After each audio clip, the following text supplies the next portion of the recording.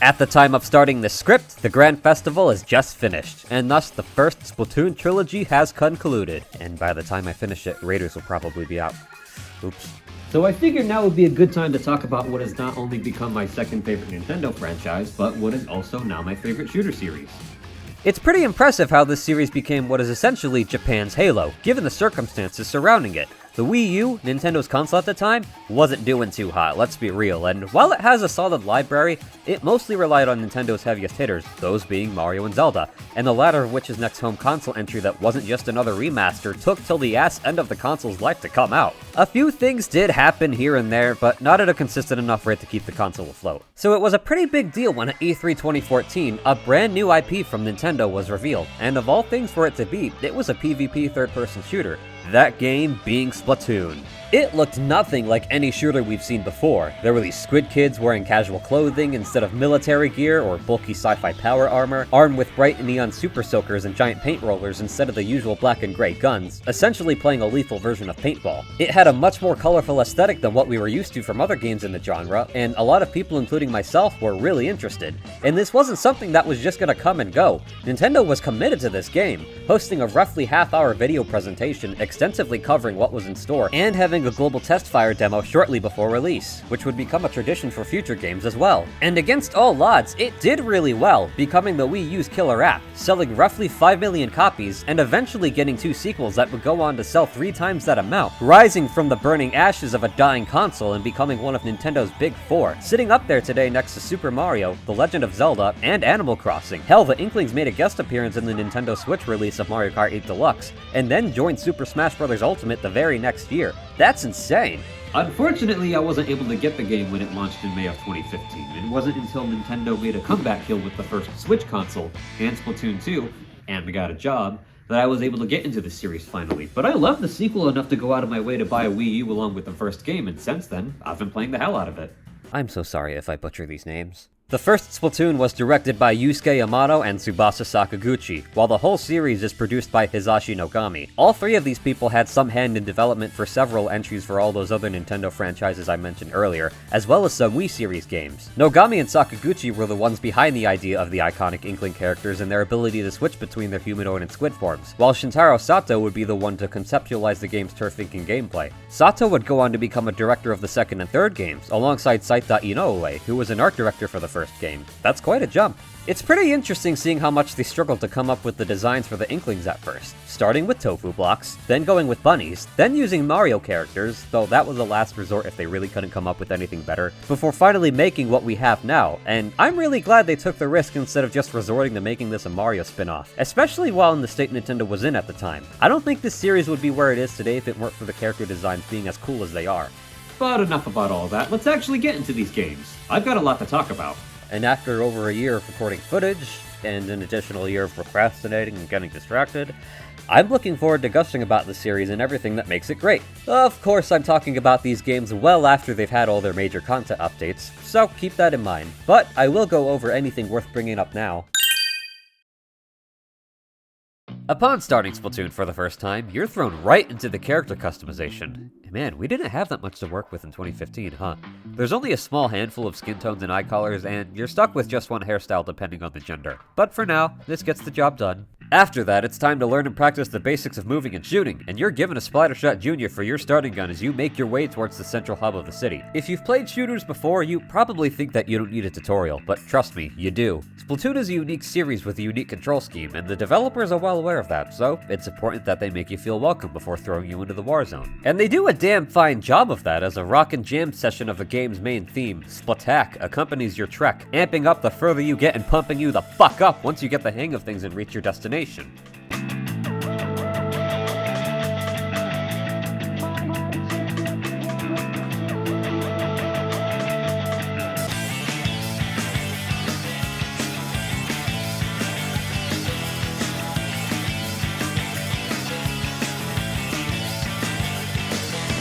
Real quick, I'm not going to dedicate an entire single section in any of these videos to the music.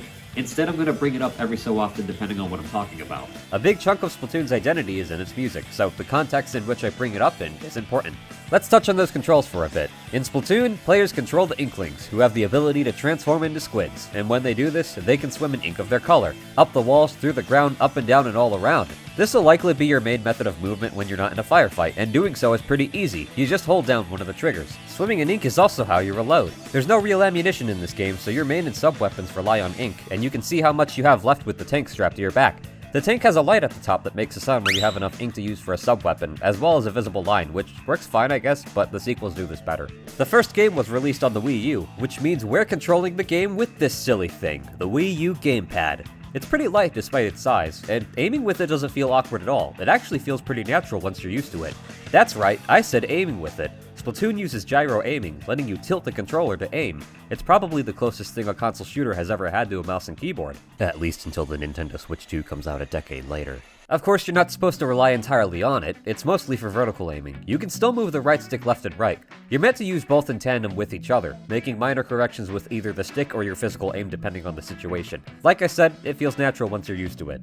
Now you can turn that off and just use the right stick like you would any other console shooter, but unless you have muscle atrophy or something, I wouldn't recommend it. I'm not putting down anyone who prefers no gyro, it's just that these games were heavily designed with the motion controls in mind, and unfortunately they didn't add motion smoothing or aim assist. You know, stuff that helps when controlling other shooters on console. Hopefully in future games they address that, but for now, if you want great accuracy, you're going to want to stick to the gyro. Plus, if you aim a certain direction while holding down the right stick in that same direction, you can do sort of a quick turn, and man has that helped me get out of a lot of bad situations. I'll cover more of the controls as I talk about the multiplayer. Once we're done with the tutorial, we arrive at the Plaza of Inkopolis, located in the region of Inkaria, and our central hub for Splatoon 1, which, fun fact, is based on Shibuya Crossing in Tokyo, Japan. This place will be your stomping grounds between battles and the campaign. I'll go more into detail about the plaza later after covering multiplayer. For now, we're given a very brief tour of the shopping centers, and the tower which we'll be using to start some matchmaking. We're gonna start there since we can't access any of those shops anyway. The staff's a charming yet snobby bunch, so they won't serve us till our freshness level's high enough, or just level. We could start the single player campaign if we wanted to. Hell, believe me, I would absolutely love to do that. But for this series of videos, I'll have to restrain myself and wait till later. I know normally one would go into the single player of a game first before talking about its multiplayer, but Splatoon's main draw, at least for now, is its multiplayer. Specifically, Turf War, a 4v4 mode where the team that's painted the most ground in their color wins. It's a simple tried and true mode that's easy to pick up and play, much like the Deathmatch of Doom or the Slayer of Halo. You're fighting for literal map control, and while the objective is to ink the most turf, that doesn't mean killing, or rather splatting, each other is pointless. You can't do it. Plus, standing in enemy ink significantly hinders one's movement anyway. Due to its unique gameplay, Splatoon's stages are designed in a symmetrical fashion, so rather than random spots like in other shooters, each team always spawns at their end of the stage, which have these single paths with impenetrable shields to prevent someone from spawn killing you. This also makes learning a stage pretty easy since both sides are identical. Oh, and make sure you don't fall off the stage or into water. That's considered out of bounds and you'll die instantly. Splatting a player sends them back to spawn while they leave behind a splash of your color ink, thus pushing them back and giving you more time and space to ink some more turf. Think of it like Pac-Man when you eat the ghosts after getting a power pellet. You could ignore them, but if you have the chance, why wouldn't you just eat them? You'll push them back to their spawn point and give yourself more time to get shit done. Same principle here. So with all that being said, while the goal is to ink the most turf, and I hate to be the guy who tells you how you should play, don't start a match laying back and taking your sweet ass time inking the base. Yes, you should ink the base. You need to. That coverage can legitimately factor into your win. But you should hold off on that, because I'm going to tell you right fucking now, the other team's sure as hell not going to do that. So what you should do is advance towards the center and ink any ground along the way to try to gain a fighting advantage over the enemy team as soon as possible, since that's most likely what they're going to do anyway. They're not going to wait for you. If you wait for them, they'll likely get a good push on you that'll be hard to bounce back from. Once you're in a good enough spot game-wise, or you get splatted and respawn, then yeah, ink that base on the way back to the firefight. On the Wii U gamepad, you have a complete map of the stage on the touchscreen, as well as the locations of all your teammates. You can touch their icons on the right or their blips on the map to super jump to them at any time. though the catch is that an enemy can see if you're about to land near them, so do that at your own risk. You can also touch a spot on the map where you want to send an ink strike, or super jump to any squid beacons you've placed. More on that later. And you can super jump to spawn if you need to for whatever reason. Now let's remember that this is a Nintendo game, so Splatoon doesn't have voice chat. You press up and down on the D-pad to communicate with your teammates, either telling them to come on, or cheer them on with a booyah! Or if you're Japanese, you'll see a nice instead. It's pretty limited, but there's a lot of charm in it. And to be completely honest, I very much prefer this method of limited communication over something like being yelled at with mics on Xbox Live because some dumbass thinks calling me slurs is funny. That's just me, though. Since you win by inking the most turf rather than getting the most kills, matches in Turf War last 3 minutes long. In the final minute, the music will change to the song Now or Never, a frantic rock track that deserves its title as it tells everyone that they've only got 1 minute remaining to secure victory.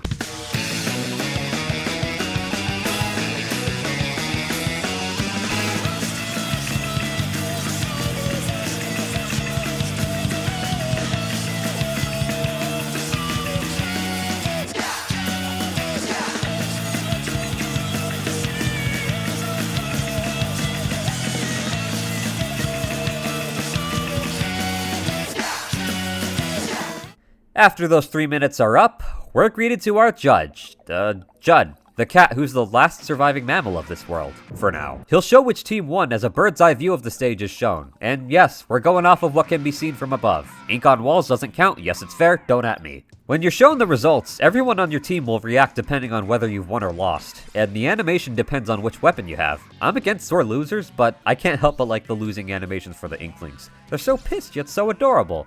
You know what? Speaking of weapons, let's get into them. Fuck my eardrum. I need a weapon. Right this way. Once you've earned enough cash for multiplayer matches and leveled up at least once, you gain access to the weapon shop, Ammo Nights, run by this horseshoe crab Sheldon. More weapons become available to buy as you increase your level, so you'll have plenty to work towards. Now this guy loves his weapons, and he'll talk your damn ears off about every single one. I'll spare you his incessant rambling, Because you're here to hear mine. You knew what you signed up for when you clicked on this hour-and-a-half long video, bitch. Anyway, like any shooter, Splatoon has a wide variety of weapon classes that branch off into many different weapon types and variants, coming equipped in kits that have set sub and special weapons. And there's 91 kits, so with time, you'll be able to find one that suits your style. Let's cover the basics. You of course have the shooters, the easiest weapon to start off with and get the hang of since they're just your basic rifles, nothing more to them than just point and shoot. Next we've got Splatlings. They're essentially chain guns, but rather than having an ammo belt, the ink is held in what looks like those giant 5-gallon water jugs you'd find in an office space. That's pretty neat. These don't have a wind-up like normal chain guns where you then have to hold the trigger down to keep firing. Instead, you quickly charge it up for a continuous fire until it runs out and you have to charge it back up. I love chain guns in any game, so by default, this is my favorite weapon class. Another weapon where you need to make a commitment is the Charger. These are kind of like sniper rifles, but they have a different name for a reason. Since we're dealing with a different gameplay style and therefore different stage design than other shooters, you have to charge it up for a single shot that can only go so far, and you move very slowly while holding down the trigger. But it still hits like a fucking semi-truck if the shot can land. Plus, every charger has a big laser sight, so there's no way you can hide with one, which is good. I'd say these are the most challenging weapons to get into. I'm not good with these at all. Maybe one day. Next up are the rollers. These are close-range melee weapons designed after paint rollers, and leave a streak of ink on the ground as you move forward while holding down the trigger, although you can totally get away with just swinging the thing everywhere. Brushes are basically just smaller rollers, but exchange coverage for speed. These are definitely better for close combat situations, since their range is incredibly short and their attacks are much faster. Sloshers are a very unique weapon. It's a bucket most of the time, so you hurl a mass of ink in an arc. Its versatility makes this another weapon to easily get into, which is the exact opposite of the blasters. These typically have a very slow firing rate and passable range, but they're the closest thing this series has to a rocket launcher, or one that you can hold for more than 3 seconds anyway, firing an explosive glob of ink with a decent area of effect, and deadly direct hits. This is probably the second hardest weapon to get the hang of, in my opinion anyway. All of these weapons have different types, and a good chunk of them were added through content updates, all with varying weights, ranges, speeds, and gimmicks. So once you get past their learning curves, you can find one that fits your playstyle. You can also check a weapon's stats before getting them if you want. Before we get into the sub and special weapons, I'm going to gush about my personal favorites, as well as talk about the different types and variants. The designs of these weapons get really fucking creative. The shooters come in many flavors. Most of them have this water gun aesthetic, with the junior you get at the beginning of every game looking like a cheap water gun you'd find at the dollar store, while the normal and pro splatter shots look like super soakers. There's a few that are modeled after various art supplies. like the Splashomatic being a pen and the Aerospray being an airbrush. They have short range, but their insane spread and firing rates kind of make up for it. The nozzle noses are pretty fun. These garden hose revolvers have burst fire that remind me of the BR from Halo 2. You've got these pressure washer pistols called the Squelchers that do minimal damage and fire slowly, ironically, but have one of the longest ranges of any weapon in the game.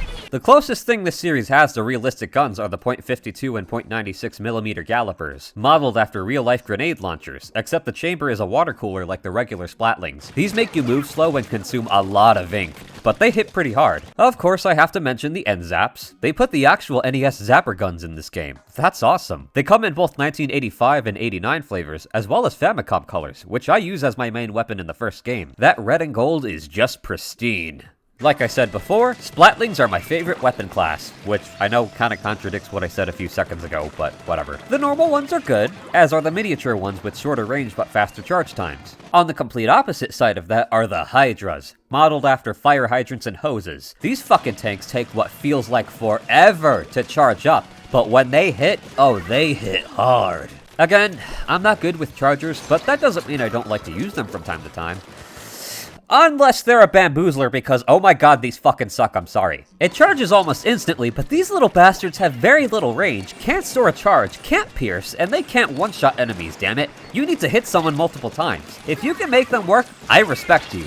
It's not that I actually think it's a bad weapon, I just don't like it. The normal splat chargers are fine, but before those are the squiffers. These cleaning solutions have a slightly shorter range but slightly faster charge, and aren't affected by mid-air movement, so they're probably the easiest to use. Which is why you'll see so many squiffer fans be the absolute bane of everyone's existence when they're in a match. Second only to that are the E-Leaders. These gas pump handles are the tankier of their class, having a slower charge but making up for it by boasting a long range. These and the splat chargers both have scope variants, which allow you to zoom in on enemies, which in turn sacrifices visibility of your immediate surroundings. There's not that much going on with the rollers and brushes, so I'll breeze through them. The bike-like carbons are the weaker but much faster rollers, while the dynamos are the tankier ones that swing way slower but deal higher damage. At this point, you probably get the idea of the weapon hierarchy. We do have a little more to talk about again with the sloshers. The tri-sloshers have 3 different sections like a real-life brush washer bucket, so they can hurl ink in 3 slightly different directions, and very, very fast at that. Its short range doesn't mean shit in the hands of a trigger-happy asshole. It's me. I am asshole. The sloshing machine, I don't even think I need to explain its design, is not the best when it comes to coverage. It relies more on direct hits with some splash damage instead. But man, when you get those hits, the game really lets you know it with its immaculate sound design. Fuck yeah. Blasters have varying ranges and speeds depending on their design, the usual combo being slower firing rate with longer range like the standard or range blasters, or faster firing rate with a shorter range like the Lunas and Rapids. Now that we've gone through all that, let's talk subs. Sub-weapons in Splatoon are kind of like grenades, but they're not limited to just being that. Like in any shooter, it's important to use your secondary weapon in tandem with your primary. You gotta pick the best time to use them, since like I said earlier, main and sub-weapons share ink, so while there's technically no limit to the amount of times you can throw one of these, you gotta maintain your ink usage. You can't just spam them like grenades in a hallway in a Halo game. Let's start with the basic grenade-like ones. Splat bombs are the simplest. They behave like a typical frag grenade in most shooters, and they won't explode until a couple seconds after touching the ground. Suction bombs take a little longer to explode, but the radius is larger and they can stick to walls and ceilings. As funny as it would be, no, you can't stick them to enemies like Halo's plasma grenades. Burst bombs are my personal favorite. They do less damage than the other bombs, but they consume less ink and can be thrown faster, so you can throw a bunch of them in a row. It's fun. It's kind of like throwing water balloons, but if the balloons had pebbles in them. Seekers can kiss my ass. You can avoid them, but if aimed right, they can lock on and follow the closest enemies while leaving a trail of ink behind for the user to swim in before exploding. Sucks being on the receiving end of these. For our last explosive, we have the ink mines, which are like landmines, except they do very, very little damage, so they can't really kill anyone who's not already hurt, but their main purpose is marking its victim's location for their user and their team. There's also the point sensor, which has the same tracking capabilities, but it's a projectile that needs to be thrown and does no damage. I should note that the door swings both ways. If you mark someone or a team with a tracking weapon, they can see you and your teammates too. I actually like this a lot. It's fair and doesn't feel one-sided, unlike something like the stupid-ass Promethean heat vision from Halo 4. The Disruptor is another non-damaging projectile, having a brief area of effect that can instead fuck over the mobility and ink recovery of anyone hit by it for a few seconds, as well as increase their ink usage. The Sprinkler is the closest thing this series has to a deployable automatic turret. It can stick to ceilings and walls and infinitely sprays in a spinning motion until it's destroyed, though the longer it stays, the less effective it becomes. The best thing you can do with these is stick them directly on top of someone's landing marker when they're about to land from a super jump. You know, like an asshole. You can't tell because of the glasses, but I just winked. The Squid Beacon is another non-lethal sub. You're supposed to place these in discrete locations for you or your teammates to super jump to from the map for a couple uses. The enemy team can see your beacons on their maps too and destroy them, so keep that in mind when placing them. Last but not least is the Splash Wall, which is exactly what it sounds like. It can provide decent cover and halt enemy movement until it runs out of ink or gets destroyed, and you or your teammates can fire through it. It's kinda like the deployable cover from Halo 3 and Reach. My speciality! Once you've inked enough turf to fill up the gauge at the top right of the screen, you can activate your special weapon, either in a pinch or to turn the tide of battle. These are very powerful and can only be used for a brief period of time, so it's important to use it at an optimal time, especially before you get splatted since some of your gauge can be depleted when that happens. Let's kick this off with the bomb rushes. With these, you can throw an infinite amount of whatever type of bomb is in your kit with no ink limit for a little bit. The Bubbler shields you from all damage for a few seconds, and other players can get it if they touch you, kind of like Superstars in New Super Mario Bros. The Echo Locator is basically an instant point sensor that covers the entire stage. Like I said before, the tracking works both ways, so just remember that when using it. The Ink Strike is basically a tactical nuke. You can set a target anywhere on the map with the touchscreen to launch the missile. If you're on the receiving end, you can see its radius and where it's gonna land, so it's not as bullshit as it sounds. The Ink Zuka fires twisters of ink and can be fired multiple times before the gauge runs out. Good for some brute force, but just watch that recoil. The Kraken turns you into a giant invincible version of your swim form that absolutely bulldozes anyone and anything in its way, and leaves behind an ink trail and can swim right over the enemy's ink, and jumping gives you a deadly spin attack. While it is, you can fire at a Kraken and knock it back some, so they definitely can't camp. Finally, we have the Killer Whale, a giant megaphone you can aim to fire a giant deadly sound wave that can go through walls. Like the Ink Strike, if your opponent uses it, you can see where it'll fire and avoid it, but it doesn't spread any ink at all unless it splats someone. It's definitely good for disorienting and spreading enemies out. If you want to test out any main, sub, or special weapons before using them in matches, or get accustomed to any stat changes you've made to your gear with abilities, you can do all that in Sheldon's shooting range like I have been for some of these. You can even try out any weapons you haven't gotten yet. Now there is one more weapon that I didn't mention yet, because it's in a class of its own, and can only be used in a completely separate multiplayer mode. But before we get into those other modes, let's take a quick detour back to the Plaza and gear up. Normally, like any other game, shooters are fine enough with a simple, sleek menu interface, and you still do get one here if you want to get a move on, but the Splatoon games go above and beyond and give you small areas to walk around and explore to further breathe life into this world. Things always feel pretty lively, since any players you've recently matched with will be walking around as NPCs along with some jellyfish, which is pretty cool. There's a lot of quirky characters in Splatoon representing all sorts of marine life and serving some kind of function within the game itself, each with their own unique looks and personalities. You'll probably notice these drawings above some of these NPC players. The Splatoon series encourages artistic expression. This'll age well. So you can make posts and draw stuff using the Plaza's mailbox, and there's a chance the drawings will end up in stages as graffiti, and people draw some really impressive stuff here sometimes. Strangely, the first Splatoon is the only one that lets you do text posts, which range from simple statements to people joking about their parents leaving them at some store. God, I fucking love these. As well as other shit posts that'll give you a good laugh. Splatoon 1 relied on Miiverse as the backbone for this graffiti feature, Nintendo's own social network for the Wii U and 3DS. Though sadly, Miiverse was shut down even before Nintendo's official Wii U and 3DS servers. Thankfully, when Pretendo took over, they brought with them their own replacement for Miiverse, called Juxtaposition. Name doesn't roll off the tongue as well, but hell, I'm just happy to have it. I'll talk more about them later. You've definitely noticed the news building to the right, because the game will make absolute fucking sure that you do right after the title screen. Every time you start the game, you get a brief news broadcast of what stages and ranked modes are in rotation, hosted by this game's pop idol duo, the Squid Sisters, who are actually cousins, but whatever, I guess. This does add to the game's liveliness, however, I can see someone not liking it and feeling like it gets in the way, which is fair. Splatoon 1 makes you watch a news broadcast even if you're still playing when a rotation hits, something I'm glad the sequels do away with. Still, I personally don't mind it. If you watch the broadcasts instead of button mashing to speed through them, you get some cute funny banter between the cousins and some commentary on whatever stage is being put in rotation, and get a feel for their personalities. It's kinda charming. Callie is very energetic and happy-go-lucky, while Marie is pretty deadpan, sarcastic, and probably tired all the time. She's a mood, and my favorite. Not just of this duo, but out of all the idols. Once you've leveled up to 4, you get access to the rest of Booyah Base, which houses all those other shops that aren't Ammonites off to the left. These clothing stores run by the awkward but chill Jellyfish Jalonzo, the cool dude Krusty Sean with his fried shrimp body, and the introverted sea anemone Annie and her asshole clownfish Mo are where you're gonna get your gear, which consists of headwear, clothing, and footwear. And Splatoon 1 has over 200 pieces. There's plenty of in-universe brands, all with their own styles, so it shouldn't take you too long to find a fit that you like, or make a wild combination that'll still look cool because Splatoon's style is just designed that well. Though these shops follow the Animal Crossing system, so they'll only carry a set amount of random gear each day.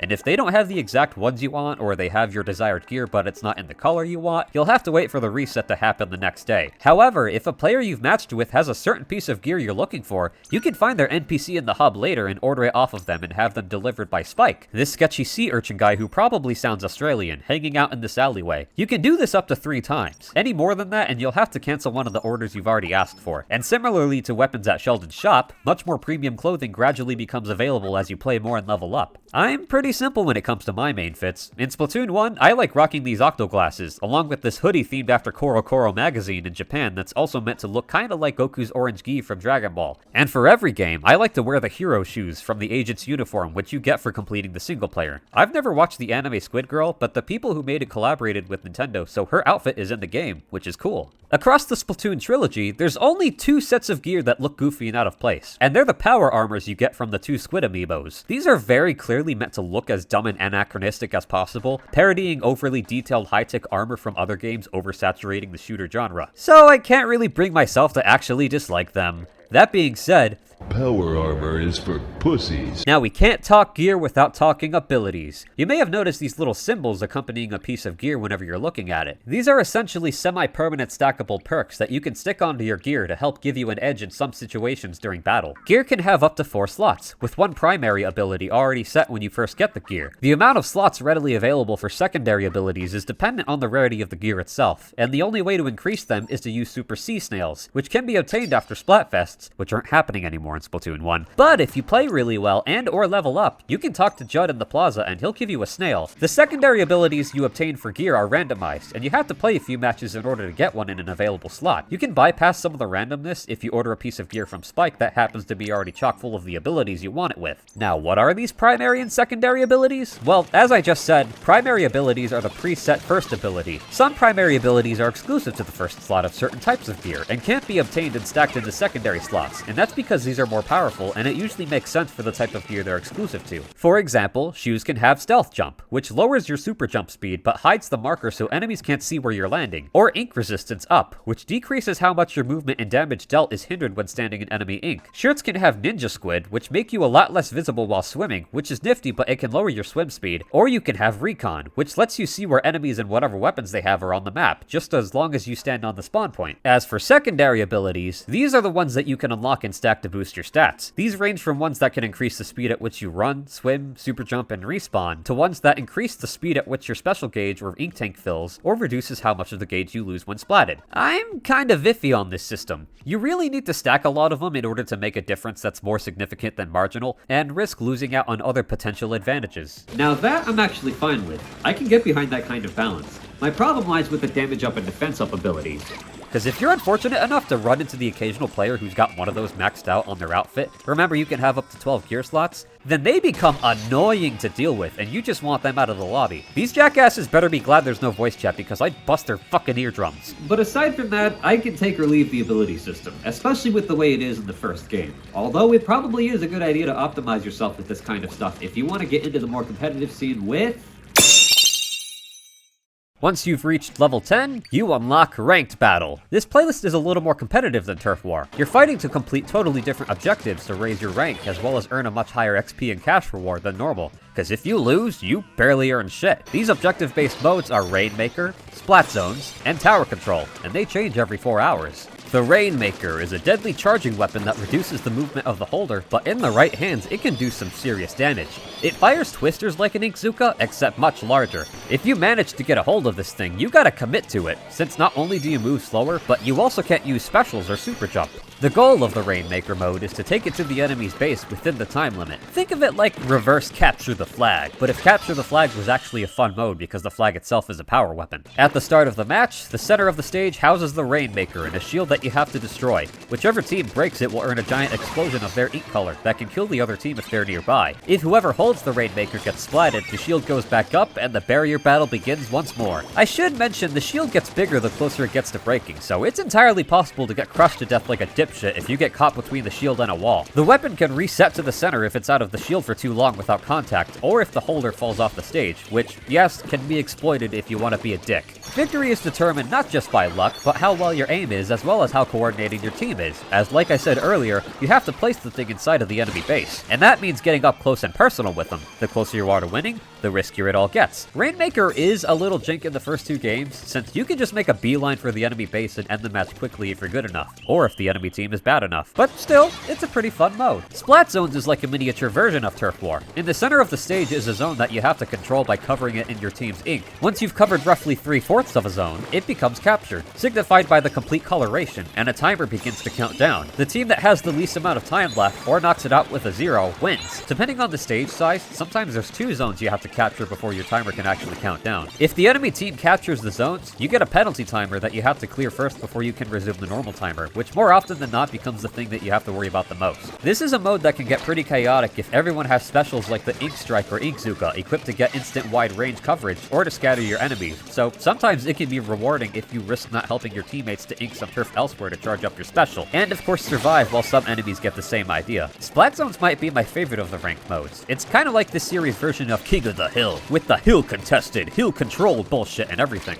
Tower control is similar to Rainmaker in that the goal is within enemy territory. Instead of carrying a super weapon, your team has to maintain control of a moving tower that goes on a set path towards the goal, which is done by having at least one teammate ride its platform. Ideally, you have one person ride the tower while the rest of the team stays on the ground and provides support, since being on the tower makes you a huge target. Sometimes the tower is a different height depending on the stage, and like Rainmaker, it's a little scuffed in the first game due to the lack of mandatory checkpoints, so you can just go straight to the goal if you're curb stomping the other team and vice versa. One more thing to mention for all the ranked modes is overtime, which can happen if the losing team happens to be in control of the objective when the time limit runs out. So if you're losing but can manage to be good enough, you can steal victory at the very last additional minute. You can win without having to 100% complete the goal if your team at least got the farthest before the 5 minutes were up, and this applies to all modes. Now, these are called ranked battles, so you have a rank that goes from C- to S+.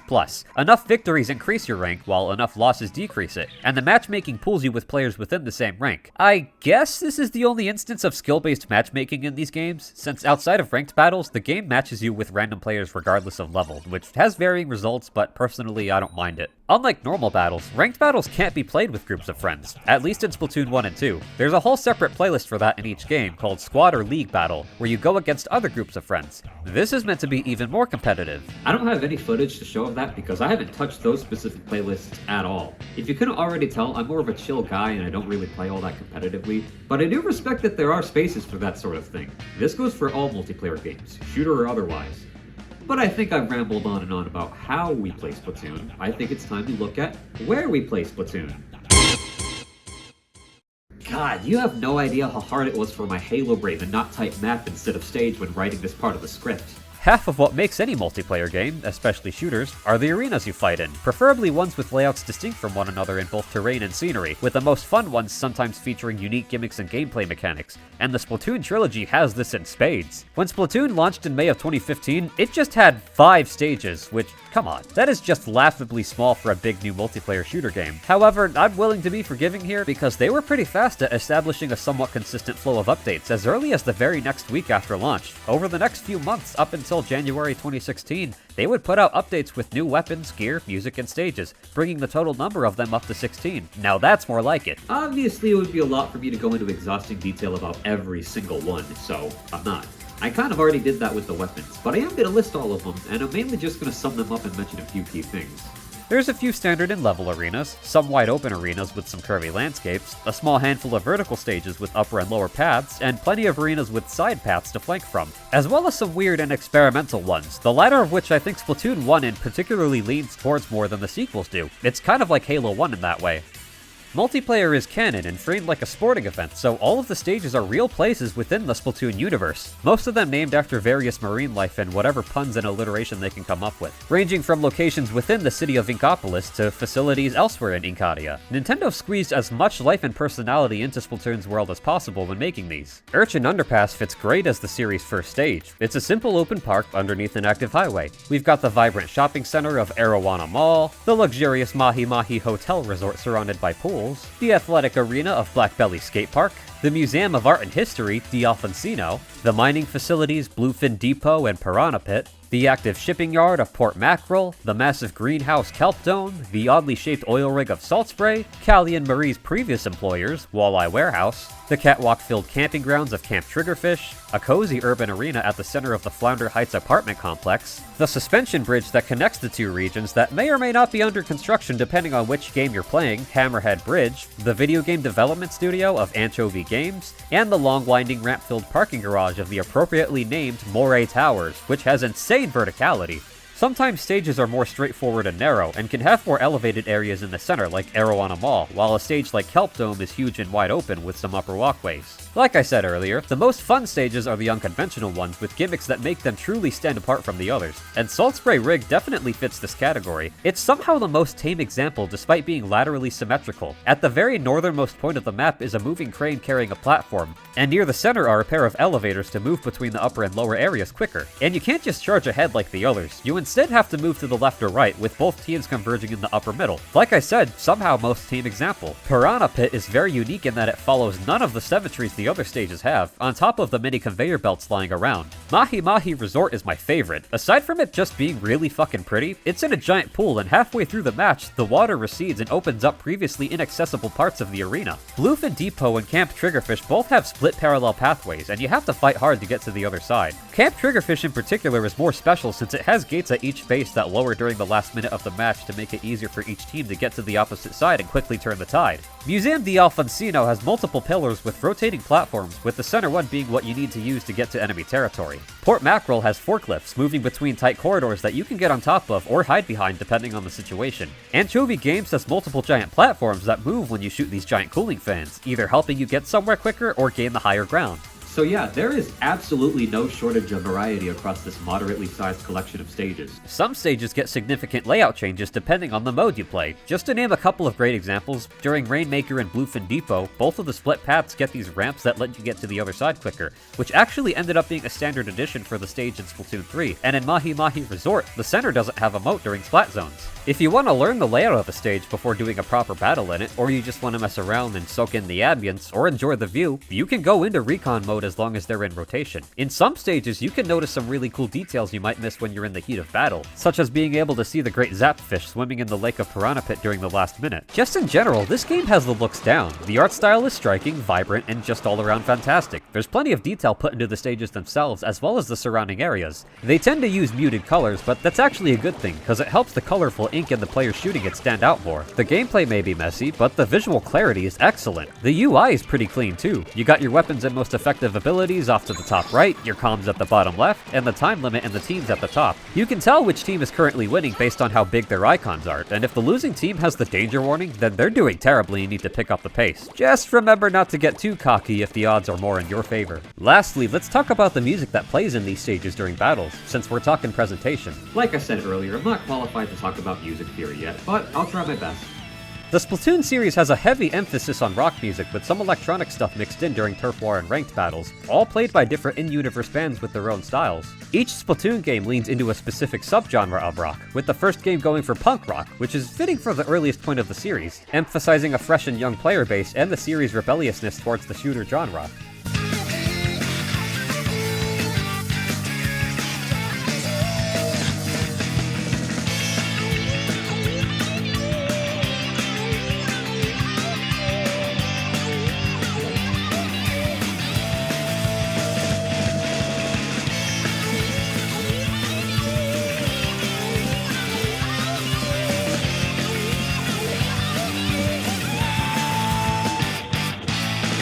As you can hear, all the vocals in Splatoon's soundtrack are in a made-up language. It's all warbly and incomprehensible, but does that really matter if you can still feel their power? It really says a lot about the song's quality. I highly recommend going to Nintendo's YouTube channels and watching their sound team's behind-the-scenes videos on the series' music. It's cool as shit to see. I think the main theme, Splatak, perfectly encapsulates the game's atmosphere, but Squid Squad's other songs like Seascape and Metalopod pack a punch too. And the normal battle tunes aren't just limited to one style. Songs like Hooked and Sucker Punch from High Tide era have a heavy emphasis on piano, and they're pretty good as well. My favorites are the tracks by Chirpy Chips, that mix rock and chiptune.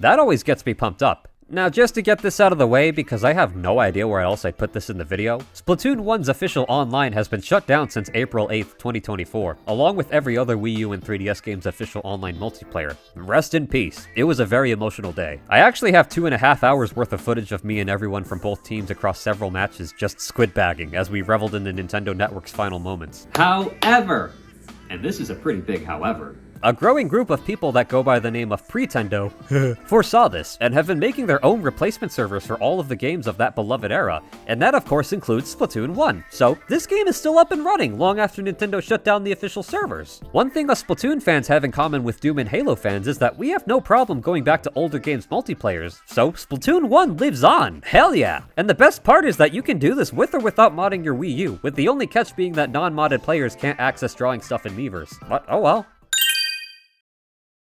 I guess I should talk about how you'll be playing these stages, huh? Earlier when I talked about the ranked battles, I mentioned the playlists. Like any other shooter since the late 2000s, you have rotating playlists with different modes. One for regular turf war battles, and a couple for the other ranked modes, which you access from the lobby inside the tower. Each playlist only has 2 set stages until the rotation happens, which, again in Splatoon 1, used to be every 4 hours. Man, I bet this fucking sucked during the launch period when you only had those 5 stages, huh? Thankfully, Splatoon 1's rotations were reduced to 2 hours like in the sequels, a while after that game's multiplayer was picked up by Pretendo, so that's nice. Unfortunately, either way, this means if you wanted to play on a specific stage, you didn't feel like playing with the current stage selection, or you wanted to play a specific ranked mode, you'll have to wait for the next rotation. I like all the stages and modes, so this isn't a big deal for me, but I can see it annoying others. Still, I kinda like the way Splatoon handles its playlists. If we're not gonna have a map vote like other shooters used to back in the day, I think this bi-hourly rotation stuff is the next best solution, especially since unlike a game with map voting or just randomized map selection, all the stages get their time to shine.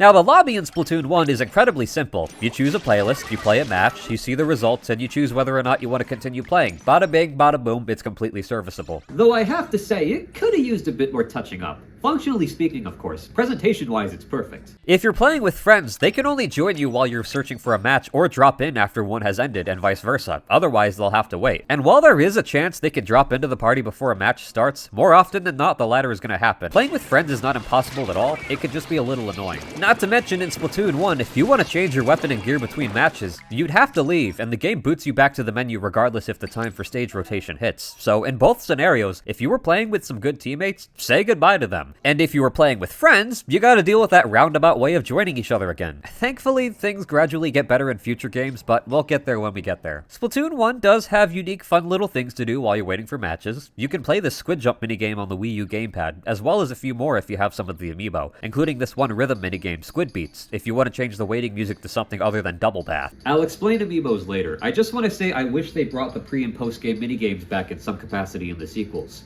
You know what else I wish they would bring back? Yep, there's one more multiplayer mode that's not Turf War, or any of the ranked modes, which you can access through the Battle Dojo next to the Inkopolis news building, and that's Balloon Battle. No, not that Balloon Battle. This mode is very unique in that only 2 people can play it, and it's a local-only mode. Neither player has access to a map, as one person uses the screen on the Wii U gamepad, while the other has the TV and plays with any kind of classic controller attached to a Wii remote. Or a Wii Motion Plus, rubber banded to a Wii U Pro controller since the latter doesn't have gyro built in for some reason. This isn't a shitpost, this is an actual suggestion from Nintendo. And due to all of this is the only instance of this series having multiple people play on a single console, since there's no real split screen. hopefully one day. Anyway, after choosing one of 8 weapons that also come with preset gear, and selecting one of the 5 launch stages, it's time to roll. Like the name suggests, you're fighting to pop the most balloons. They'll appear in groups of 7 in certain areas of the stage. Once they're all popped, the new batch shows up somewhere else, and it's a race to get there to score some more points. Players can splat each other to reduce the other's point total, and points earned during the last minute are doubled. Whoever reaches 30 points, or just has the most points before the 5 minutes run out, wins. Specials don't charge like they would in other modes. Instead, you find them in cans hidden in crates throughout the stage, and they activate immediately when you touch them. It's usually stuff like the Bubbler, the Ink Strike, and Inksuka, but you can also get single-use subs, including sprinklers, point sensors, and disruptors. Sometimes you get a full stat boost to increase movement, and other times you get a super jump that swaps the places of both players because fuck you. Before playing this mode for the first time to get footage, I thought Balloon Battle would be just some middling mode, some kind of throwaway experiment, since it never got updated to work with any kits or stages post-launch, and I never see anybody talk about it. But...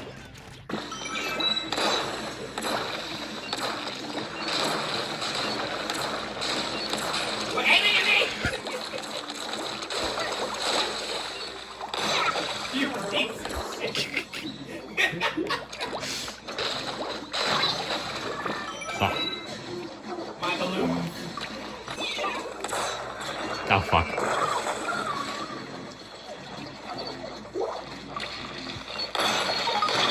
Fuck you! What happened? A bitch got me, that's what happened. No, did I run you over? Yeah? I was wondering what that was. I came around the corner to get that fucking box and then you just hit me. Your chicken strip. You're way ahead of me, dude. I don't know what you're bitching about. I'm trying to win. First of all. What was that about your fucking salad? I did it. Yeah.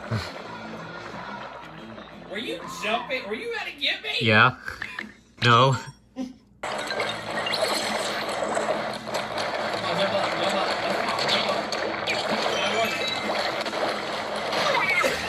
You told me to jump up, bitch. Fuck you. Let's just pretend I know how to use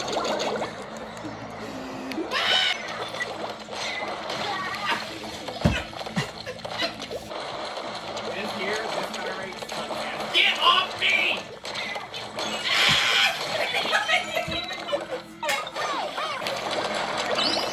Oh, fuck. Oh yeah, now we on equal ground. Come back. I just want to talk. Talk down there. But it's so much fun. Damn it. I gotcha. He's so right. Amazing Fucking Christ. But you know what's fair? Bitch. Die. Go away!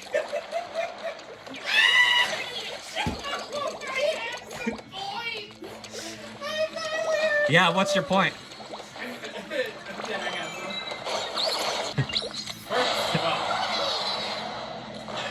Hey, thanks. Thanks. You know what? I think I need to give up.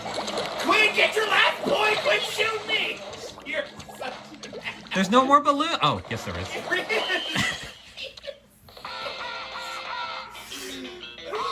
I gotta take my jacket off. You made me. Okay.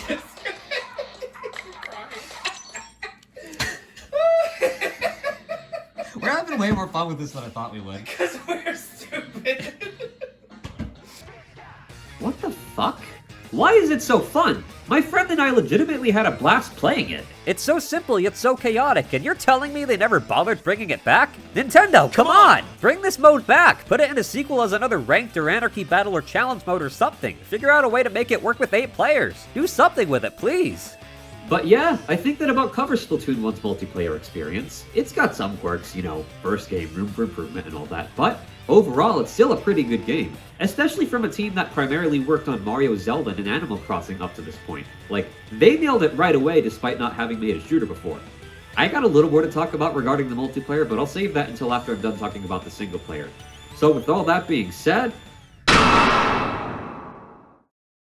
If you thought Splatoon's world was bizarre before, you ain't seen nothing yet. Once you arrive in Inkopolis at the start of the game, the Squid Sisters report that the Great Zapfish, the giant electric catfish that powers the whole city, has suddenly somehow gone missing, and it may or may not have any relation to that crashed UFO we saw on the way here. Right after that, our attention falls to this odd-looking fellow sticking his head out of a sewer grate. Now, normally you wouldn't follow a creepy old dude down a sewer. There's a 50-50 chance you get to meet some radical reptiles, or end up a victim in a certain set of files. But we're in a video game, so fuck it, we ball. The crazy old coot in question is Captain Craig Cuttlefish, apparently the leader of the legendary Squidbeak Splatoon. He tells you that the Great Zapfish was kidnapped by the Octarians, an octopus-like enemy that lost something called the Great Turf War to the Inklings a century ago, and have finally come out of hiding to take revenge. After arming you with a new suit and a shooter, the captain not so formally recruits you as Agent 3 of the new Squidbeak Splatoon. Guess Agents 1 and 2 were tied up at the moment. I gotta say, I really dig Agent 3's design. Her hero suit is literally just a black hoodie with a crossing guard vest over it, a pair of light-up sneakers, and a sick pair of headphones. It's the complete opposite of what you'd normally see a shooter protagonist wearing. It's obviously not stealthy in the slightest, and it's not any kind of standard military gear or futuristic power armor, but it is green. Man, it's always green, huh? Yes, I'm biased in that regard, but that aside, it still looks really cool, as does the hero shot, which is modeled after an actual paintball gun. After that bit of whiplash, we can finally get a good look at our surroundings. This is Octo Valley, one of 2 Octarian home bases in this region, and the setting for our adventure. It's clear that we're pretty far from Inkopolis now. There's mountains and waterfalls in the distance, everything looks more natural right up until you see the giant octopus sculpture and the floating bits of urban land aside from the one we're standing on, and the tea kettles that serve as the entrances to the domes that we'll be raiding to rescue regular Zapfish that the Octarians stole. Everything about this is 100 times weirder than it already was, so let's take things one step at a time. We know by now from playing the multiplayer that Splatoon isn't like any other shooter game out there, and that applies to the single player as well. It's not a fast-paced run-and-gun bloodbath like Doom, nor is it a slower but methodical sandbox like Halo. It is structured linearly like those games, but in its own Nintendo-like fashion. We're going from level to level, collecting and shooting things and fighting bosses after a set amount of levels, some of which have reoccurring themes, and then moving on to the next area and repeating that till we fight the final boss. Sound familiar? That's cause it's kind of like a platformer. A splatformer, if you will. I'm sure no one's made that joke already. Hell, the overworld areas of Octo Valley are kind of like the world maps in Super Mario 3D World, except they've got their own assortment of fun platforming challenges when finding the kettles, and you can play the levels in an area in any order you want. Okay, editor's note, so this is genuinely great and all, but since I did the missions out of order for this playthrough, I accidentally made extra work for myself because skimming through my footage to look for specific things was harder since I decided to jump around and play Mission 9 instead of Mission 4 and kept doing shit like this the whole time, proactively fucking up the timeline of my recordings. So fuck you past Ash, you're welcome present viewers, lesson learned for the future, let's continue. Some of the level design even takes some cues from other Mario games, specifically Galaxy and the secret courses from Sunshine. You'll be hopping a lot of floating platforms. There's even these launch pads that throw you between sections of levels like the launch stars from the Galaxy games did. Splatoon's campaign plays kinda like Mario games, but with Splatoon's shooter mechanics and movement. Hey, look at that! The Mario DNA made its way into the game after all, just in a much better way than it originally almost did. Now as for those levels, don't know what you were expecting, but I'm sure it wasn't this. We're underground, evident by the stalactites up above, but the environments are built in a way to give the illusion of otherwise. The dome's walls are aligned with gigantic monitors collectively displaying a sky, while a giant light bulb shines brightly overhead, as if to emulate the sun. It's like whoever built these hideouts deliberately did so to look like a world they're seemingly no longer a part of. And it's not even perfectly built. Some of it's clearly cobbled together, not just the literal skybox. I mentioned earlier that there are some reoccurring level themes, but it's not like each area has a specific designated theme. Although the overworld of Octo Valley is just urban and industrial, while the missions just do whatever they feel like, which, for a shooter game, does make sense. Some levels are in cities, where you'll be running on the rooftops of skyscrapers with some broken highways off in the distance, while some levels are made up of campgrounds and water canals surrounded by heavy machinery. Some are made up of theme park attractions, while others use railroads and observatories. Depending on the level theme, the screens along the dome's walls will display different types of skies. It's not always bright and blue. The more industrial-looking levels use a smog-filled projection accompanied by fake mountains, while some of the theme park and observatory levels look like they're in space or have a night sky, or this trippy octopus pattern. And all of it is really pretty. Kind of like what I do in old Halo, I like to take a minute and just sit there when I can and soak in my surroundings and appreciate how surreal and cosmic everything feels in these levels despite being artificial. And I've only been talking about the background elements, cause for the most part, the actual chunks of level you're traversing are made up of whatever scraps the Octarians could throw together and make float. Hell, if you think about it, a lot of this stuff looks like it should be in the city of Inkopolis, but it obviously isn't since we're really far away from there, so world, everything looks kind of out of place here in the best way possible. Almost as if these domes are made from the remnants of a long-dead civilization that's extremely similar to our own, yet so far behind us in time. You know what really helps set in the weird-ass atmosphere? The weird-ass music. Now, talking about the music in multiplayer is a little easier because it's just rock and pop, but the music in the single-player levels by Turquoise October? I don't even know where the fuck to begin. It's only a small handful of tracks, but they're absolutely nothing like you've ever heard before. It's so bizarre and unnatural sounding, yet that's the best part about it. Eight-Legged Advance, Tentacular Circus, and Cephala Parade sound like seemingly random bullshit, but there's a controlled chaos to it, and that's the core strength of Splatoon's music in general. The track you hear when playing the first level of Octo Valley, Eight-Legged Advance, feels kinda welcoming with how odd it sounds, as if it's helping the weirdness of all this set in easier.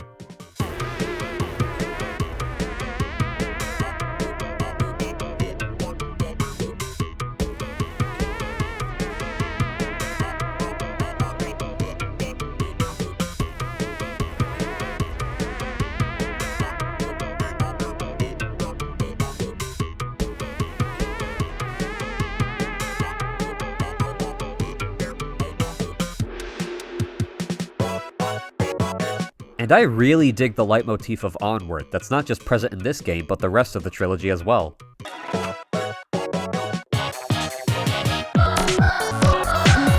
But enough about locales and atmosphere, let's actually focus on the objective and what you'll be shooting at. The goal of each mission is to get to the end and free the Zapfish presumably powering the base. Along the way, you'll be fighting Octarian troops, the first of which you encounter are Octo Troopers, basically the grunts of the army. These guys are dumb as hell, fragile as hell, and their globs of ink are slow as hell, but their high damage output makes up for it. You have a max of 3 lives per level and gain a new one at checkpoints, but you don't have a regenerating shield in Splatoon 1, so don't get too cocky fighting these guys, especially in large groups. Occasionally, you'll fight ones with impenetrable shields. You'll usually kill these ones by distracting them with a bomb or swimming behind them because somehow they don't see you splashing around. Like I said, dumb as hell. The meaner looking ones are the Twinticle Troopers, and they put up more of a fight with their rapid fire and move around a lot more. These also have a shielded variant, and both Octo Troopers have a diver variant that hide in ink, waiting to ambush you. Next up are the Octo Balls. They're kind of adorable. Hell, I'd say they barely pose any threat. They roll around and leave a trail of ink, but you can make them sink in your own and dispose of them pretty quickly. They're more of a mild nuisance for a second than anything, and probably hurt themselves more than they'll ever hurt you. In the same weight class as them are the Octo Stamps. They'll lunge at you face first and instantly splat you, but they're so small and slow that it'll literally never happen unless you're just really fucking dumb. Once they're stuck to the ground with their backs exposed, you can take them out. The Octopods are similar to Octo Stamps in the way that they jump at you, but since they're explosive, they're a bigger threat while simultaneously even easier to kill. Then there's the Octo Snipers. These guys are tall, and they've got chargers, so they're definitely the biggest threat out of all the ground units since they can one-shot you if you're careless. But their chargers make a sound a full second before they fire, so as long as you have basic awareness, you can dodge them. Also, remember in the trailer for this campaign when they looked like this?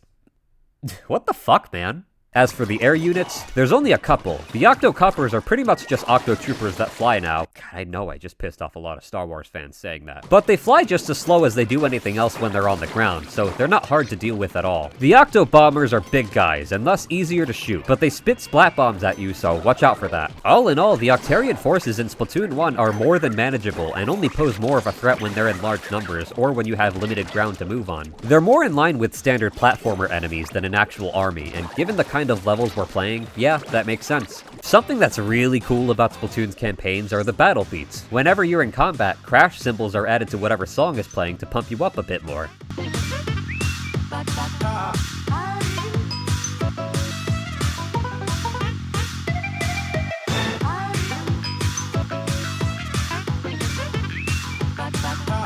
There's a couple more enemy types that I haven't mentioned yet, but they get their own spotlight in certain kinds of levels, so I'll get to those later. Like I implied earlier, levels are usually segmented, so a lot of time you'll be getting from point A to point B a lot while fighting enemies and traversing a lot of floating and spinning platforms, among other things. Sometimes the launch pad for the next section is locked inside of a vault that you'll need to find the key for nearby. They're usually out in the open, dropped by certain enemies, or hidden inside one of the many wooden crates you'll see lying around. There's plenty of other level mechanics and obstacles you'll be dealing with throughout your adventure. cover, like the sponge blocks that grow when absorbing your ink and shrink when hit by the enemies, providing cover as well as a platform to use. There's ink rails that you can ride along to get to other segments, sometimes being another way to get to new places besides launch pads, and spreaders, which move in a fixed path and leave a trail of ink behind, so you have to time yourself right when making a path to get around them. If you're clever enough, there's times you can use them to find secrets. You remember those propeller platforms from Anchovy Games I mentioned earlier? Those actually came from Octo Valley first as a level mechanic.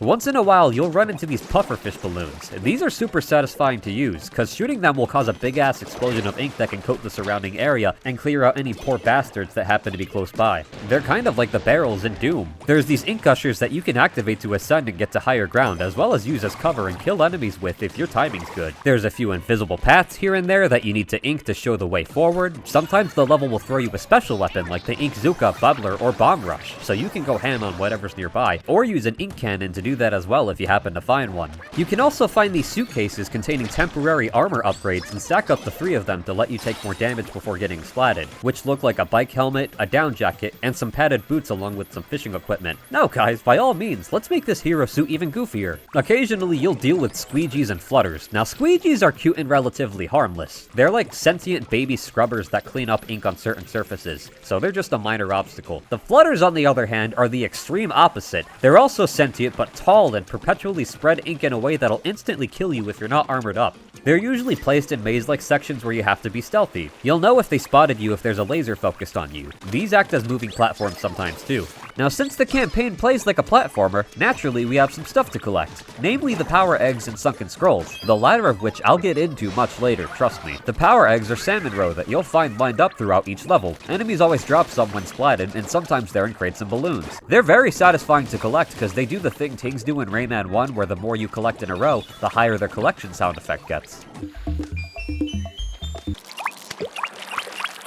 You'll need these to upgrade Agent 3's arsenal. In Octo Valley, you only have the hero shot, which at base level is just a reskinned splatter shot. But using power eggs, you can upgrade its firing rate, and you could also increase the capacity of your ink tank and widen the blast radius of your splat bombs, as well as unlock burst and secret bombs, which you can switch to on the fly using the D-pad, and eventually upgrade those too. You'll have plenty of reason to collect eggs, since each thing can be upgraded 3 times. And those upgrades are certainly going to come in handy when facing the great Octo weapons. These huge mechs are the bosses you'll face at the end of each area, and there's 4 of them. First up, we've got the Octo Stomp. Those Octo Stamps I mentioned earlier, this is their big daddy. But you can't just shoot its back to kill it since it's so tall. Once it plants its face on the ground, you have a bit of time before it can get back up to ink the sides and swim up to splat the tentacle on its back before moving on to the next phase. Between each phase, the Octo Stomp will remove more panels on its sides and have the remaining ones start moving to make it harder to ascend to its weak point, but nothing a bit of good timing and speed can't get around. Once that's done 3 times, the boss dies in a glorious explosion of ink, and you can free the Zapfish that powered it and collect some power eggs and a sunken scroll. Next up, we have the Octo Nozzle. This one might be my favorite just because it reminds me of Q*bert, what with the big snout and little feet. It drops ink from said snout towards its feet to kick at you while you take out the suction cups on its body to make it lower its head for you to ink get bored, with each phase increasing the height of its body and thus the amount of suction cups to shoot. Just be careful not to fall in that moat when climbing the thing. Next, there's the Octo Whirl. This giant clam robot will spin around and spread some ink, which is a very easy thing to avoid, but while it does that, you need to ink the arena since it'll roll towards you like an octo ball. So you need to sink it like one to expose the tentacle. Between phases, it'll make the rings around the arena move as well as make some surfaces uninkable to make it harder to sink. So the Octo Whirl is similar to the Octo Stomp in that way. Lastly is the Octo Maw. This dude actually looks like a giant robotic Zapfish, but it'll swim at you like a shark and try to eat you. If it does manage to get under you, you have a second to break its teeth and escape before it comes back up. And once it does, break as many teeth as you need to make the motherfucker say ah and chuck a bomb in its mouth so you can make the tentacle appear. You don't need to break every tooth, just enough to make space for a bomb, but if you don't succeed, it'll retreat and send its remaining teeth, which I guess are also drones, to come and shoot you before coming back to the arena. During the other phases, it'll upgrade the material of its teeth to make them harder to break, from resin to silver to gold. Overall, the Octo Weapon bosses are pretty simple fights and wouldn't be out of place in a mascot platformer, but they're all really fun to fight.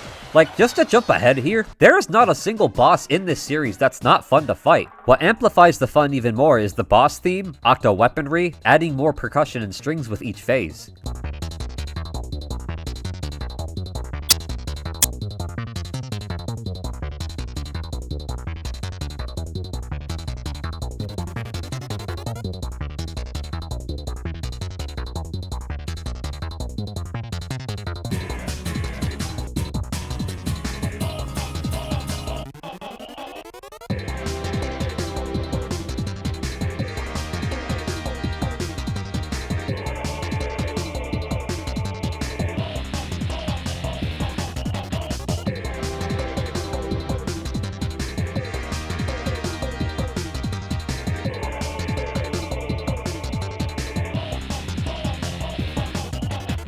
we have a little more ground to cover before talking about the final boss. The first area of Octo Valley is small. It's just 3 levels in the Octo Stamp fight, but areas 2 through 5 are twice that size, so now you have 6 levels before the boss. The first 4 levels in those areas are normal missions, but in the 5th and 6th missions, you're not going to be in a dome, because the Octarians are taking the fight to the city. For these invasion missions, they're going to be taking over multiplayer stages, specifically Kelp Dome, Blackbelly Skate Park, Bluefin Depot, Urgent Underpass, Salt Spray Rig, and the tutorial area for some reason.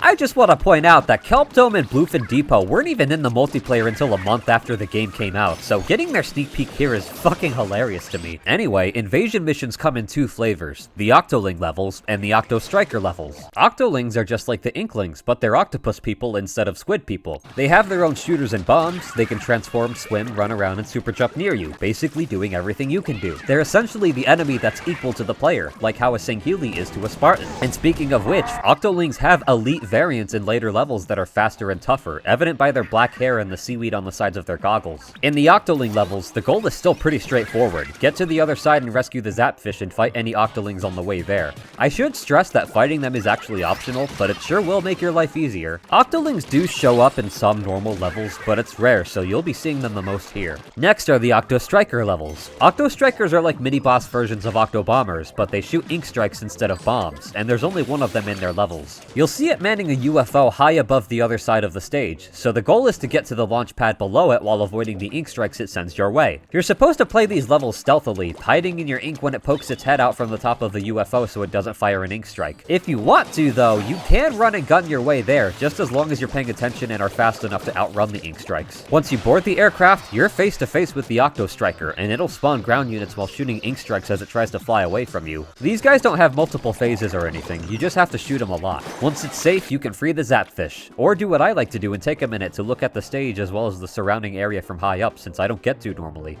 One detail that I love about the invasion levels is that they all take place at night when turf war isn't happening, as if the Octarians took over these parts of the city while they're not being used so they don't draw attention to themselves. Strategy, cool, I like that in an enemy. And I love how the campaign mixes multiplayer stuff into its single player to have some synergy between the two. It's like the reverse of what Halo 3 ODST, Reach, and Infinite did, where they took single player set pieces and turned them into multiplayer maps. I've talked at length about the gameplay, but what about the story?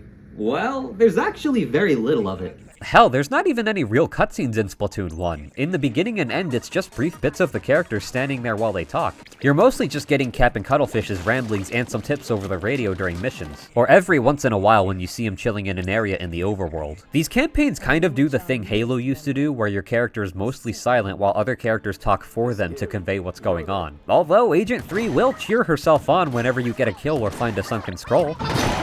That's pretty cute. Between beating the bosses of the first 2 areas, Cuttlefish will commend you for a job well done over the radio while an unknown enemy attempts to hack the frequency. Once Area 3 is finished, that enemy swiftly kidnaps the captain before you can return to base, leaving you alone without support for a bit. That is until Agents 1 and 2 finally show their voices to fill in for the captain and talk to you throughout the remainder of your journey. Now the captain does have his moments, but his granddaughter's dialogue is much more entertaining. Having 2 supports helps in that regard since they can bounce off of each other. Agent 1 is very energetic and happy-go-lucky, while Agent 2 is pretty deadpan, sarcastic, and probably tired all the time, and yes, they are exactly who you think they are.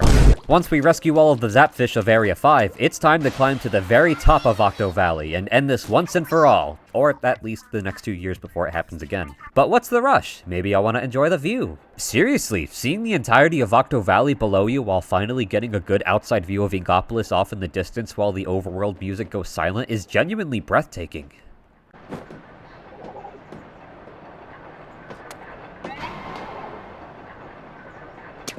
Alright, let's go. We arrive to find the captain tied up, and the great Zapfish just floating there, until it's absorbed by a mech even bigger than any of the great Octo weapons, the Octobot King, piloted by the leader of the Octarian army himself, DJ Octavio. You're telling me this wasabi-wielding one-hit wonder has the nerve to do all of this and drag me all the way out here to fight me using a Nintendo fan's biggest pet peeve? Another fucking hand boss? Okay, I'm being really facetious, cause to be completely honest, out of all the hand bosses in Nintendo's history, DJ Octavio's are by far the best ones. Like, it's absolutely no contest, and I think it helps that he's not just using the hands. Octavio's got a full arsenal of Octorpedos, enemy spawns, and killer whales you have to dance around while he sends his fist flying towards you that you have to shoot and return to sender. And besides all of that, this fight is all around really fucking fun. Visually, this stage is spectacular. This isn't just another contained arena like the other boss fights had. This place is a whole ass level that you progress through with each phase, using almost all of the mechanics you've experienced throughout the campaign, as a good final fight does. Once you reach the end of a phase and do enough damage to the DJ, he'll send a missile wearing shutter shades your way that you also have to volley a la Zelda style before you push him back further and the next phase starts. With harder level design and more attacks being thrown your way as Octavio plays his theme song, I Am Octavio, and I gotta give it to him, this is a damn good track.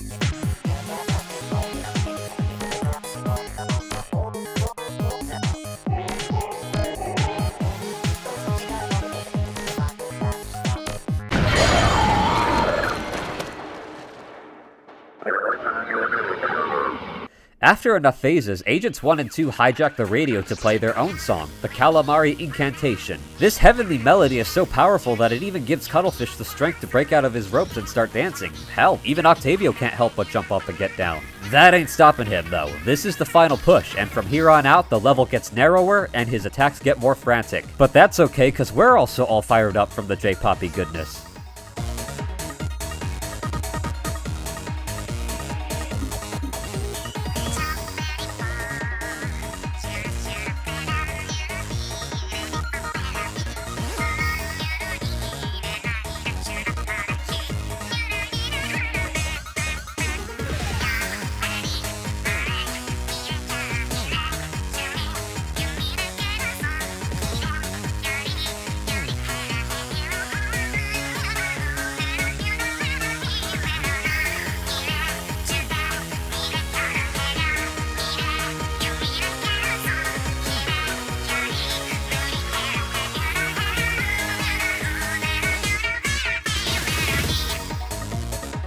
After volleying his last missile back at him and knocking him out of the mech and right in front of us, we punch his ass back into the mech so hard that it blows the fuck up. The day is finally saved, the great Zapfish is back in Inkopolis, Octavio is imprisoned in a giant snow globe next to the captain's shack, and Agents 1 and 2, the Squid Sisters, celebrate by debuting their new single in the end credits, Maritime Memory.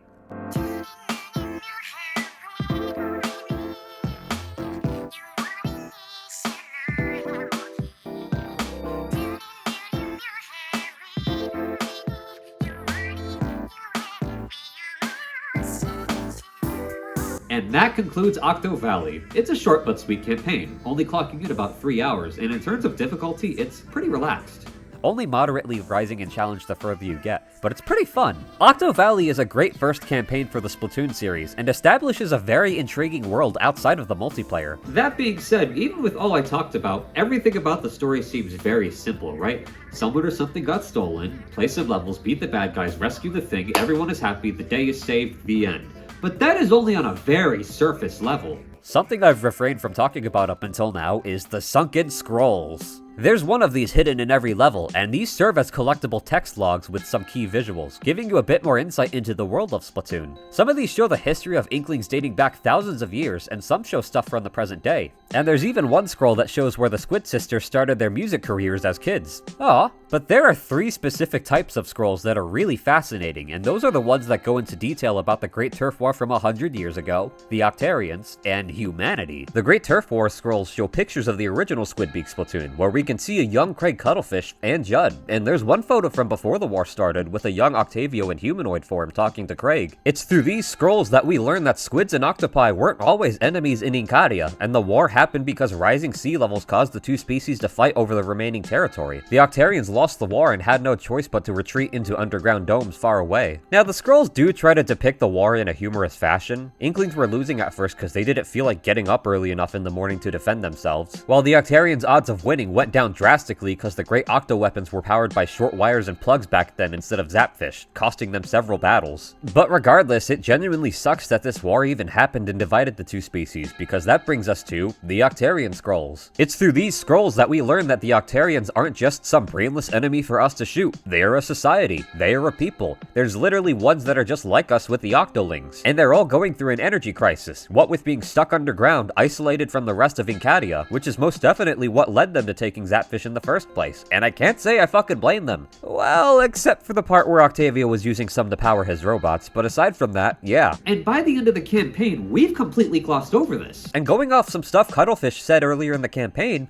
Inkopolis doesn't seem to give a shit or even know about the Octarians, almost as if their loss from the unnecessary war caused an erasure of their culture and existence from Inkadia for the next century like they didn't matter. Because this is an Inkling story from an Inkling perspective. I mean, we're fine and their crisis isn't our problem, so what does it matter, right? And let's not even mention the fact that Inkopolis is still pretty well off without those 26 Zapfish, so we're most definitely selfishly hoarding resources and we look like the bad guys to the Octarians. Now, none of what I just said is explicitly stated in the campaign at all. This is just me reading between the lines because I think this vague, piecemeal way of storytelling is completely intentional. This underlying political theme wasn't obvious to me back when I first played the game, and I only understand it now that I'm older and I'm more aware of things, and I have the hindsight of what unfolds in future stories. But still, this shit is deep, man. And speaking of deep shit, humanity. There's a scroll from the first third of the game which tells us that life on the surface world went extinct partially due to rising sea levels. It's always rising sea levels. And marine life eventually evolved and took over, becoming what we see now, and the scrolls we find near the end of the game confirms that thousands of years before marine life, it was human life. One scroll even shows a fossilized human, while another two show a professor who was Judd's owner, and he put his cat in a cryo sleep pod so that one day he would awaken to live among whatever forms of life came after humanity since he knew its days were numbered. Damn, this guy's dedicated to his cat like John Wick is to a dog.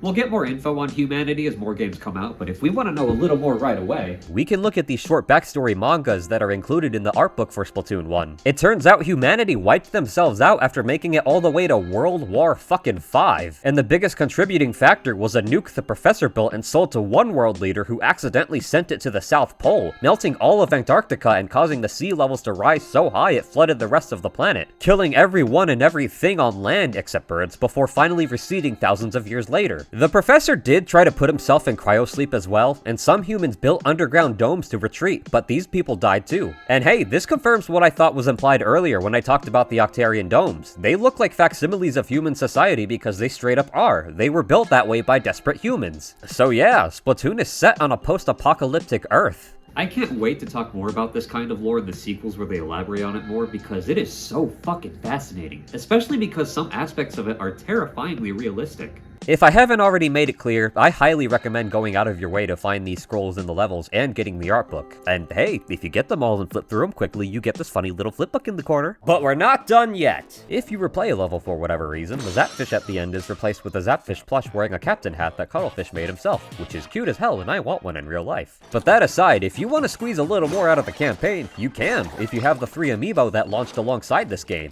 You'll scan these by going to the giant amiibo box in the plaza and then scanning the base of the figure on the Wii U gamepad. Here we have the Inkling Girl, Inkling Boy, and Squid figurines. These each let you replay 20 of Octo Valley's missions with different sets of roles, as well as unlock some cool stuff for the multiplayer. The Inkling Girl lets you use a hero version of the charger, while the Inkling Boy lets you— who the fuck wrote his dialogue? Lets you use a hero version of the roller. And the Squid is unique in that its levels have to be done either within a certain amount of time, or limit the amount of ink you can use without replenishing. The time trial ones specifically let you play with the Kraken indefinitely while swimming. Complete one of the 5 rows of 4 missions, and you'll unlock something, which can be an exclusive new piece of gear, blueprints of the other hero weapon variants so Sheldon can make them for you, and a minigame to play on the gamepad when matchmaking. The rewards are cool and all, but these challenges are just really fun to play. Having different weapons that you're not used to using not only is good practice with them, but it changes the way you approach some missions. Same with the other ones. It's a tense yet nice challenge to strategically use what little ink you have in a level, and it's extremely fun speedrunning a level while completely bulldozing any enemies and crates in the Kraken form. Fighting Octavia with it is fucking hilarious, because it just straight up feels like you're bullying the poor old fuck.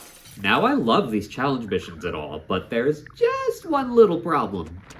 I'm not a fan of the fact that you need the amiibo to play these. They're cool figures and all, and yeah, they can store a little bit of data, but not whole ass sets of levels. Like, these are on the disc. They're in the game's files, so it's stupid that you're locked out of them unless you have the amiibo. Not to mention, why the hell is the final reward for the Squids challenges the hero shot? I played the whole fucking game with this gun. I should have unlocked it when I unlocked the hero suit after the credits rolled. Thankfully, these problems were addressed and then some in the sequels, so the devs did learn. And at the very least, if you want to play these challenges, the amiibo aren't hard to find online now. And even before, they were pretty easy to find in person, at least in my experience. I still saw these in multiple GameStops and Five Belows up until 2021. And on top of that, the Splatoon 2 Inkling Girl Boy and Squid amiibo, as well as the Splatoon 3 Girl and Boy are backwards compatible, so if you do happen to have these instead of the older figures, you can play these levels, so that's pretty cool.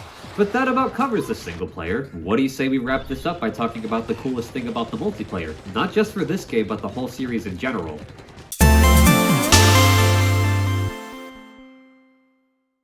For this video in particular, I'm going to be talking in the past tense a lot, because like I said in the beginning, I didn't have this game or the Wii U in 2015 and 2016, so while I was aware of the Splatfests, I unfortunately wasn't there for them. Which means I'm mostly going to have to resort to using either whatever Nintendo has on their channel, or other people's recordings on YouTube probably. But I'll do my best. I know even writing this section at all puts me at risk of sounding like a poser since I didn't play this specific game's fests, but I can't just not cover this stuff, so please, bear with me. Splatfests are limited time events that usually happen monthly during a Splatoon game's heyday. They last 24 hours, and during that time, the whole game's multiplayer is set at night. The Plaza is repurposed into a concert venue for the Squid Sisters, and is completely redecorated with neon signs of Miiverse posts, and more NPCs crowd the place to dance to the idol's song, City of Color, which is actually just a more upbeat version of Maritime Memory.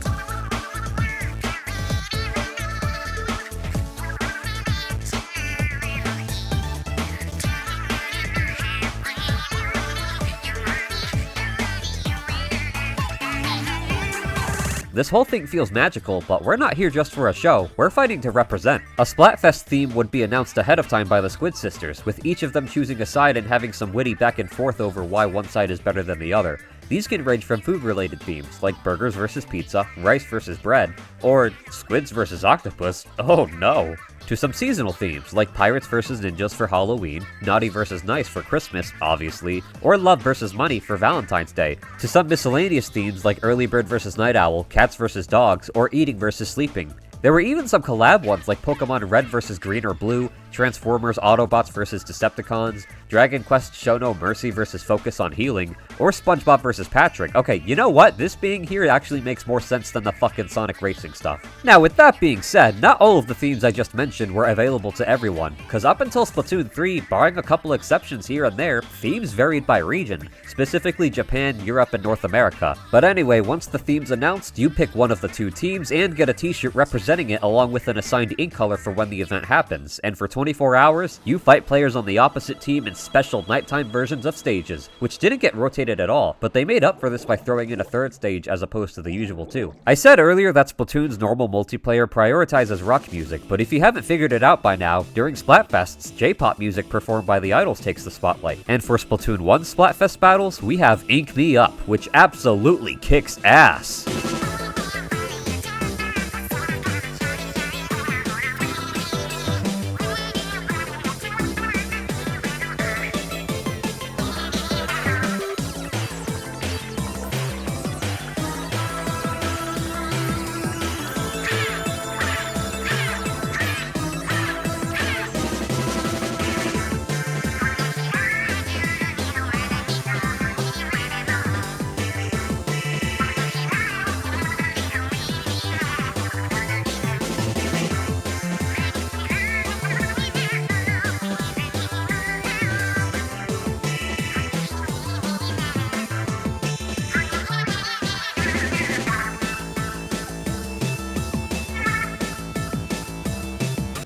And the idols even have their own kick-ass cover of Now or Never.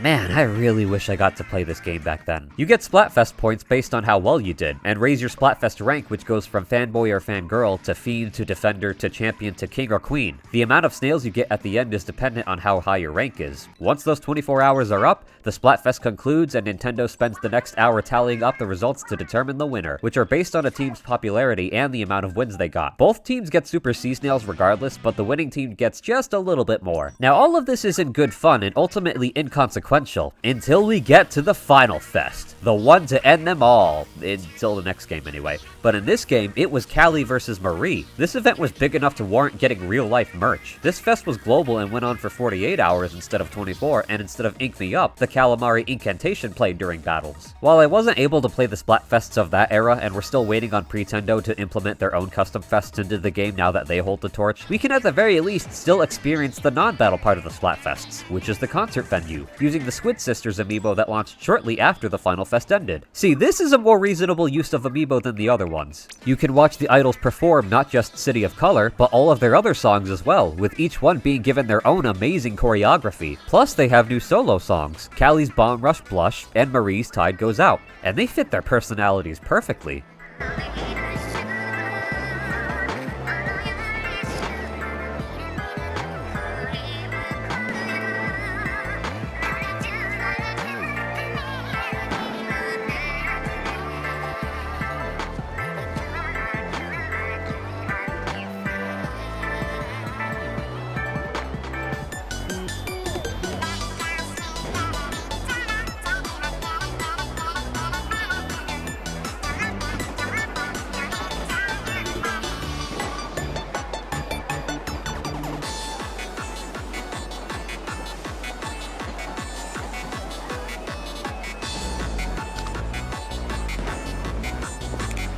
They're both great tracks, and I like if you play one of the solo songs, the idol who's not performing will just sit there and listen. And that's the original Splatoon. Even now, I still think it's a fantastic game and a great start to this trilogy. If you have a Wii U, Or other means. I still recommend playing it. People are still playing it, which is awesome. And if you've made it to the end of this video and have endured all my rambling, seriously, I really appreciate it. I spent way too fucking long making this video. My friends know this more than anyone. It's been a decade. Yeah, it sure as fuck has. Since the original Final Fest, so I don't think I have to tell you that Marie won that Final Fest, and I don't think I have to tell you that I would have chosen her. But what we didn't know at the time is that this would end up influencing the story of the next campaign, and set a precedent for Final Fests in future games. So I hope you'll join me when I start talking about those future games when I cover the entry that got me into this series in the first place, Splatoon 2. Until then, stay fresh.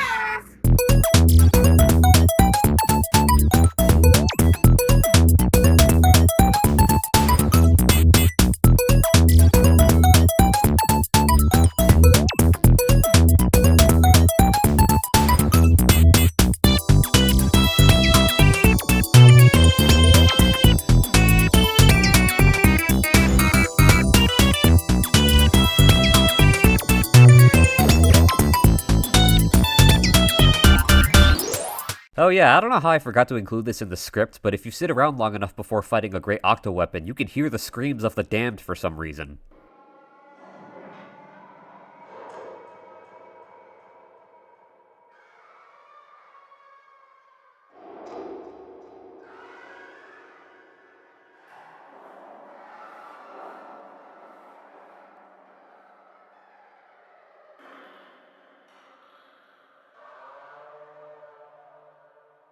What the fuck, man?